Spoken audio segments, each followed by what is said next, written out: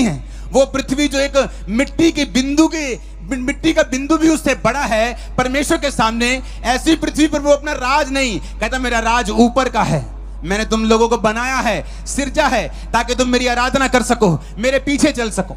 आज साइंस जितनी मर्जी बड़ी हो जाए, लेकिन बाइबल से ऊपर नहीं जाती।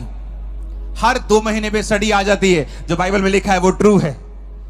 पहले लोग बोलते थे कि मूसा के जो बाइबल में लिखा है, वचन में लिखा है कि फिरौन जो था वो समुद्र के नीचे आ गया था, समुद्र 2 भाग हो गया था, मूसा तो अपने लोगों समेत निकल गया, लेकिन फिरौन समुद्र के बीच में दब गया था। जब वो निकल गए तो समुद्र वापस वैसा ही हो गया था। कहते ये झूठ है। कुछ साल बाद जब स्टडी हुई तो उस समुद्र में 2000-4000 जितने भी साल पुरानी वो थी, तलवारें वहां से निकली, फिरौन के हथियार वहां से निकले, उनके फॉसिल्स, उनके जीवाश्म वहां से निकले। हर कुछ देर बाद नासा ये बताता है कि बाइबल में जो लिखा है वो बिल्कुल ट्रू है, बिल्कुल सच्चाई है, क्योंकि ये किसी धर्म की पुस्तक नहीं है, ये जीवित परमेश्वर का वचन है, जिसने आपने और मेरे लिए इस वचन को सिरजा है कि जब हम इस वचन को सुनेंगे और मानेंगे, हम किसी भी जाति, किसी भी धर्म से क्यों ना हो, खुदावंद हमें बरकत देगा, हमें आजाद करेगा, हमारे परिवारों को शर्मिंदगी से आजाद करेगा। उन्होंने मुझे बताया कि क्रूस का मतलब है कि प्रभु ने तेरी शर्मिंदगी उठा ली है। एक जवान बच्चा जब घर में नशे करने लग जाता है, घर को सपोर्ट करने के बजाय घर का पैसा उठाने लग जाता है, माता पिता को कंधा देने के बजाय, उनको सहारा देने के बजाय माता पिता को उनके पीछे लगवा लेता है, तो ये एक शर्मिंदगी है। जब उसके बनने का समय होता है वो नशों में चला जाता है, ये एक शर्मिंदगी है। जब जवान होता है, बीमार हो जाता है, ये एक शर्मिंदगी है। मुझे बताया गया कि अगर मैं जीसस क्राइस्ट के उस क्रूस के ऊपर विश्वास करूं, जो किसी धर्म का प्रतीक नहीं है, बल्कि इस बात का प्रतीक है कि प्रभु यीशु मसीह इस दुनिया में आए थे और मेरे लिए सारी शर्मिंदगी को अपने ऊपर बिना किसी पाप के उठा लिया। आज जो कोई उस क्रूस के ऊपर विश्वास करेगा, परमेश्वर ने कहा वो उसकी शर्मिंदगियां धरती के ऊपर से जाती रहेंगी। मैंने विश्वास किया क्रूस के ऊपर, बाइबल पढ़ी, आज मुझे 20 साल हो चुके हैं, 2024 आ चुका है। 20 साल में मैंने कितने ही बार, सैकड़ों बार बाइबल पढ़ ली।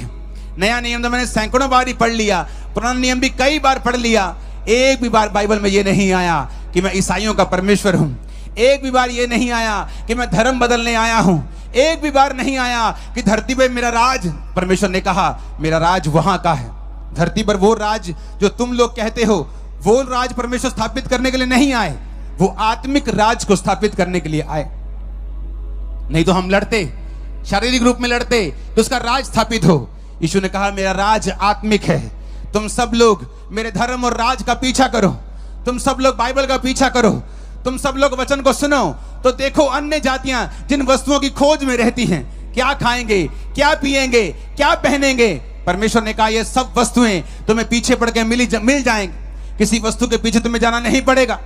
एक राजे का बच्चा जब सुबह उठता हो और राजा के पास जाकर रोए, खूब रोए, जोर जोर से रोए, चिल्ला चिल्ला के रोए, और राजा पूछे क्या चाहिए, क्यों रो रहा है तू, और वो बोले मुझे नाश्ता चाहिए, तो राजा सिर पे हाथ मारेगा, अरे बेटा ये लाखों करोड़ों खरबों रुपया तेरा है, मेरे बाद तू राजा होगा, सब तेरा है बेटा, तू नाश्ते के लिए क्यों रो रही है, तो तुझे मिलेगा ही, कपड़े तो मिलेंगे ही। जीसस ने कहा सुलेमान के जैसे कपड़े इस दुनिया में किसी ने नहीं डाले। सबसे बुद्धिमान था वो, आज तक सुलेमान के जैसा बुद्धिमान कोई नहीं हुआ। प्रभु ने कहा सुलेमान के जैसे कपड़े मैंने किसी को नहीं पहनाए, लेकिन एक फूल को, एक फ्लावर को जो सुबह उगता और शाम को झड़ जाता है, उसको सुलेमान से भी अच्छे कपड़े पहनाए हैं, तो तुम्हें क्यों नहीं पहनाऊंगा जो उसके धर्म और राज्य की खोज करते हो। उसने कहा चिड़ियों को देखो, कौओं को देखो, वो नहीं बटोरते, स्टोर नहीं बनाते कि चलो जी दाने रखा लो इच काम मान गए। परमेश्वर ने कहा ना वो काटते हैं ना वो बटोरते हैं, तो भी तेरा स्वर्गीय पिता उन्हें खिलाता है। तो तेरा स्वर्गीय पिता जिसने तुझे जन्मा है तुझे क्यों कर ना खिलाएगा। तुम चिंता करके ना कहना क्या खाएंगे क्या पिएंगे, परमेश्वर तुम्हें खिलाएगा भी, पिलाएगा भी, तुम्हें पहनाएगा भी, लेकिन पर तुम उसके धर्म और राज्य की खोज करना, पहले उसके धर्म और राज्य का पीछा करना, तो दुनिया की सारी वस्तुएं तुम्हें पीछे पड़ के मिल जाएंगी, दुनिया की सारी ब्लेसिंग्स तुम्हें पीछे पड़ के मिल जाएंगी। पहले उसके धर्म और राज्य की खोज करना। ऊंची आवाज में बोलो हालेलुया। फिर से बोलो हालेलुया। मत्ती 8 उसकी 1 आयत में लिखा है, जब वह उस पहाड़ से उतरा तो एक बड़ी भीड़ उसके पीछे हो ली, और देखो एक कोढ़ी ने उसके पास आकर प्रणाम किया और कहा, हे प्रभु, यदि तू चाहे तो मुझे शुद्ध कर सकता है। यीशु ने हाथ बढ़ाकर कहा, छुआ और कहा, मैं चाहता हूं तू शुद्ध हो जाए, और वो तुरंत अपने कोढ़ से शुद्ध हो गया। इसमें कहीं नहीं लिखा जीसस ने कहा हो कि भाई पहले अपना नाम बदल, अपनी जात बदल, पहले अपना धर्म बदल, फिर मैं तुम्हें छूंगा और चंगा करूंगा। उसने कहा, बाइबल कहती है कोढ़ी पास आकर उसे प्रणाम किया। प्रणाम का जब बाइबल लिखी गई थी तो यीशु मसीह के जन्म से पहले की बाइबल असली भाषा इब्रानी में लिखी गई थी। यीशु मसीह के जन्म के बाद की बाइबल, नया नियम जिसे बोलते हैं, वो असली भाषा यूनानी में लिखी गई थी। जो लोग ये कहते हैं कि बाइबल में बहुत सारे शोध हुए हैं, जी बाइबल ओरिजिनल थोड़ी है, हजारों बार इसमें एडिटिंग हुई है। बाइबल में एक बिंदु भी कभी एडिट नहीं हुआ। क्यों? उसका कारण है, जब इब्रानी भाषा में बाइबल लिखी गई तो इब्रानी भाषा अगर आप स्टडी करें तो दुनिया की सबसे बड़ी भाषाओं में से एक है। उसमें एक शब्द के कितने ही शब्द हैं। अगर मैं हिंदी में बोलूं, मैं आपसे प्यार करता हूं, तो मैं भाई से बोलूंगा, जब अपने भाई सगे भाई से, उससे भी प्यार करता हूं। अपने बेटे से बोलूंगा, बेटी से बोलूंगा, प्यार करता हूं। पत्नी से कहूंगा, उससे प्यार करता हूं, प्यार करता हूं। एक ही प्यार शब्द है, लेकिन इब्रानी में अलग अलग है। इब्रानी में प्रेम को बोलते हैं फिलियो, पत्नी का प्रेम अलग है, भाइयों का अलग है, खुदा का अनकंडीशनल प्रेम उसे अगापे बोलते हैं। तो जब ये ट्रांसलेट हुई अलग अलग भाषा में इब्रानी से, तो लोगों के पास शब्द नहीं थे, तो उन्होंने फिलियो को भी प्रेम लिख दिया, पत्नी वाला प्रेम भी प्रेम लिख दिया, खुदा वाला प्रेम भी प्रेम लिख दिया। और जब आगे आगे उनको अच्छे शब्द मिलते थे जो उससे भी अच्छा था, तो वो उन शब्द को काट के जो पुराना लिखा होता था, एक नया शब्द ऐड करते थे कि असली भाषा के हिसाब से ये शब्द उससे ज्यादा मैच करता है। इसलिए लोग बोलते शोध हुई, जबकि वो शोध नहीं है। इब्रानी और यूनानी भाषा में आज तक एक बिंदु की शोध नहीं हुई, एक भी बिंदु, वचन कहता है। हालेलुया। अब जब यूनानी भाषा में लिखा हुआ है कि वो कोढ़ी खुदा के पास आता है और उसे वर्शिप करता है, इंग्लिश में लिखा है worship him, and behold there come a leper and worshipped him। और देखो एक कोढ़ी ने पास आकर उसे प्रणाम किया। अगर आप प्रणाम को यूनानी भाषा में पढ़ें तो उसका मतलब है, आपकी स्क्रीन के ऊपर वो वर्ड आएगा, उसका मतलब है प्रोस्किनियो। प्रोस्किनियो का मतलब है like a dog licking his master's hand. लिखा जिस तरह एक कुत्ता अपने मालिक के हाथ को चाटता है। आप देखेंगे जो कुत्ता आपसे बड़ा प्यार करता है, जब आप उसके पास एक दिन के बाद जाएं, 24 घंटे के बाद जाएं, 2 दिन के बाद जाएं, या सुबह से शाम आप उससे मिले नहीं, जब आपको मिलता है तो आपके पाँव को वो चाटता है, आपके मुंह को चाटता है, आपके हाथ को चाटता है, पूंछ को हिलाता है। बाइबल कहती है वर्शिप करने का जो यूनानी मतलब जो था, जो असली भाषा जहां लिखी गई थी, उसका मतलब है कि अडोर करना, रेवरेंस के साथ, डर के साथ, प्यार के साथ, एक कुत्ते की तरह। बाइबल कहती है वो जब परमेश्वर के पास आया तो ये सोच के नहीं आया कि चल मैं देखदा मीटिंग जाके अमृतसर ले देखदा मैं चंगा कर दे कि नहीं कर दे। परमेश्वर आपको दिखाने के लिए, आपको चंगा करने के लिए नहीं आया। वो आपको इंप्रेस नहीं करना चाहता। यीशु नहीं चाहता आपको इंप्रेस करना। मैं आपको सच कह रहा हूं, बाइबल कहती है जो यीशु के पास आया और मन फिरा के आया, मन बना के आया, कुत्ते की तरह लिख करते हुए, मांगते हुए, रेवरेंस के साथ वर्शिप करते हुए आया, उसको प्रभु ने चंगा किया है। प्रभु ने किसी को इंप्रेस करने के लिए उसको चंगा नहीं किया कि तुम क्रिश्चियन बन जाओ, कि तुम्हारी जरूरत है। क्या जरूरत है तुम्हारी परमेश्वर को? स्वर्ग में कौन सा उसका काम रुका हुआ है तुम्हारे बिना? तुम नहीं आओगे स्वर्ग में तो स्वर्ग कौन सा घाटे में चला जाएगा? उसकी मार्केट, शेयर मार्केट डाउन हो जाएगी, स्टॉक गिर जाएंगे परमेश्वर के। कुछ भी ऐसा नहीं होने वाला। तुम नरक में चले जाओगे, तुम्हारा नुकसान है। तुम स्वर्ग में चले जाओगे, तुम्हारा फायदा है। खुदा का कोई फायदा नुकसान नहीं है। वचन कहता है वो एक ही बार मारा गया और उसने सब मनुष्यों को अपने पास खींचा और कहा अब जो कोई विश्वास करेगा वो उद्धार पाएगा, जो कोई मेरे पास आएगा वो जीवन पाएगा। वो तुम्हारे पीछे पीछे नहीं घूम रहा। जीसस क्राइस्ट तुम्हारे पीछे पीछे नहीं। लोगों को लगता है हमें इंप्रेस करने के लिए अब ये हीलिंग करेंगे। तुम्हें इंप्रेस करने के लिए मैं कुछ नहीं करना चाहता हूं। तुम अगर परमेश्वर में नहीं आओगे तो खुदा को कोई नुकसान होने वाला नहीं। वचन कहता है जो खुदा के पास आओ तो इस मन से आओ, जिस तरह कुत्ता अपने मालिक के पास हाथ चाटता, पांव चाटता, मुंह चाटता, पूंछ हिलाता, पेट हिलाता हुआ रेवरेंस के साथ, प्यार के साथ, वर्शिप के साथ आता है। जीसस ने देखा कि जब वो कोढ़ी खुदा के पास इस तरह से आया और कोढ़ी ने कहा अगर तू चाहे तो मुझे शुद्ध कर सकता है। यीशु ने कहा मैं चाहता हूं तू शुद्ध हो जा। कोढ़ एक पाप का प्रतीक है, एक कोढ़ी एक पापी का प्रतीक है। जब एक व्यक्ति कोढ़ी होता था तो उसे घर से दूर भेज देते थे, फैमिली में नहीं रह सकता, मोहल्ले में नहीं रह सकता, दूर रहना पड़ता था बिजनेस छोड़ के। आज लोगों की हालत यही हो चुकी है, फैमिलियां उन्हें रिजेक्ट कर देती हैं, बिजनेस उनका चलता नहीं है, लाइफ में रिजेक्शन है, लेकिन अभी तक फोकी आकड़ उनकी गई नहीं है। लाइफ में सब कुछ टूटा हुआ है लेकिन अभी भी फूफा गई नहीं। उस फूफा को, उस फोकी आकड़ को जो मेरी थी, परमेश्वर ने पहले तोड़ा। जब मैं कहता था कि मैं इस धर्म में कभी नहीं जाऊंगा, ये गोरों का धर्म है, और जब मुझे समझ आई कि प्रभु यीशु मसीह तो गोरों का परमेश्वर नहीं, वो तो एशिया में पैदा हुए। इजराइल तो एशिया का सेंटर है, दुनिया का सेंटर है इजराइल, तो उन्होंने तो सेंटर को चुना है, एशिया को चुना है पैदा होने के लिए। अगर एशिया में जाएंगे तो वहां गोरे नहीं है, वहां इंडियन पाकिस्तानी के जैसे लोग हैं। हमारी चमड़ी किसी की ज्यादा गोरी है, किसी की कम गोरी है इंडियंस की। कश्मीर में चले जाओ तो ज्यादा थोड़ी गोरी है, तो उनकी कश्मीरियों के जैसी गोरी गोरी चमड़ी है उनकी, लेकिन गोरों की जैसी चमड़ी नहीं है।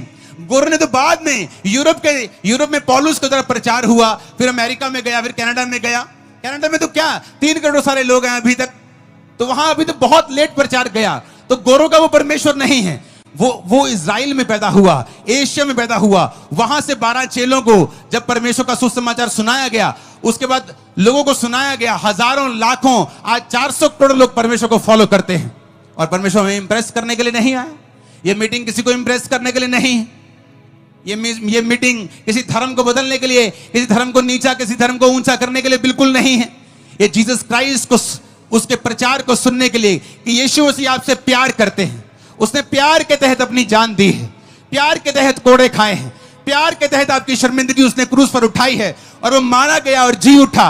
और उसने कहा जो कोई मेरे पीछे आएगा वो शर्मिंदगी जो उसकी लाइफ की है मैं उसे खत्म कर दूंगा। मेरी लाइफ की शर्मिंदगी खत्म हुई। उस बहन की टेस्टिमनी आपने सुनी, उसकी लाइफ की शर्मिंदगी खुदा ने खत्म की। हजारों गवाहियां आज हमने सुनी, उनकी लाइफ की शर्मिंदगी खुदा ने खत्म की। वो आपकी शर्मिंदगी आज रात जो खुदा को अपना जीवन दे देंगे, खत्म कर देगा सदा के लिए। आपके परिवारों से, रिश्तेदारों से, लाइफ से आज से यीशु के नाम में शर्मिंदगियां खत्म हो रही हैं। आमीन। मेरे को इतना ऊंचा चाहिए कि साथ वाला ऊंची आवाज में आमीन। Hallelujah, hallelujah. उसने कहा मैं चाहता हूं तू शुद्ध हो जा, क्योंकि तू मेरे पास जब आया है तुम दीन मन करके आया है। जब तू मेरे पास आया है तो एक कुत्ते की तरह, डॉग जैसे लिक करता है पैरों और हाथों को, तो उस तरह आया है। इसलिए मैंने कहा यूनानी और इब्रानी भाषा बहुत, क्या इंग्लिश में लिखा वर्शिप किया, लेकिन यूनानी में लिखा है उसने प्रोस्कोनियो, प्रोस्कोनियो।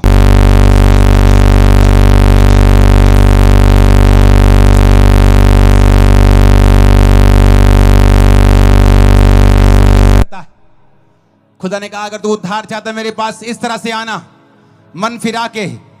कुछ लोग बोलते हैं ले मैं तो आंदा ही नहीं सी सेवा करन, ले ऐसा कभी मत बोलो, ये कोई गवाही नहीं, ये कोई गवाही नहीं।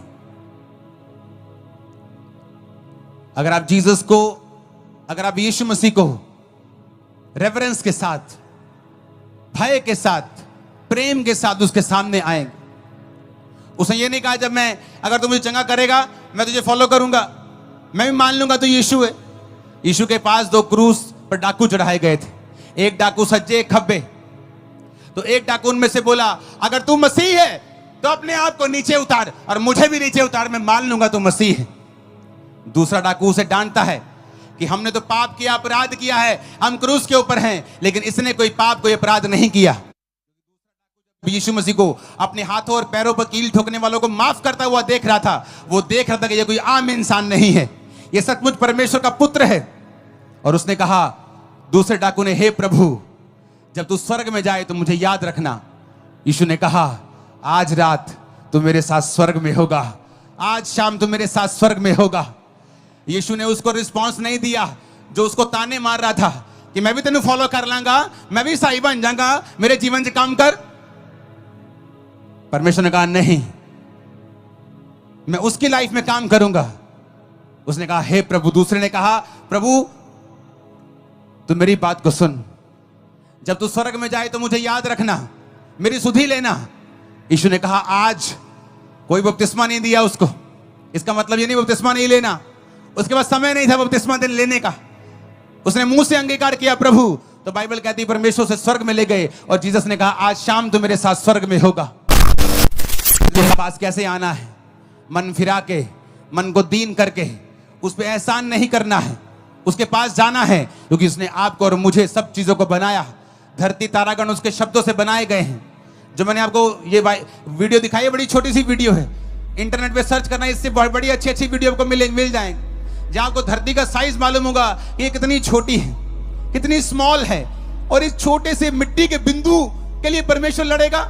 नहीं, उसने पूरी धरती, पूरे आकाश के तारागण को अपने शब्दों से बनाया, लेकिन आपको और मुझको अपने शब्दों से नहीं बनाया, अपने हाथों से, मिट्टी से गोकर, मिट्टी से गूंथ कर, अपने जीवन के सांस को फूंक कर हमें बनाया है। हमारी परमेश्वर की निगाह में एक कीमत है, हम प्रभु की निगाह में कीमती हैं, हम उसके बेटे और बेटियां हैं। अगर हम उसके पीछे जाएंगे, हमारी जिंदगी को वो बेहतर करेगा, हमारे परिवारों को बेहतर करेगा, हमारे फाइनेंशियल कंडीशंस को बेहतर करेगा। उसने कहा जो कोई मेरे पीछे आएंगे मैं उन्हें सिर बना दूंगा, पूंछ नहीं बनाऊंगा।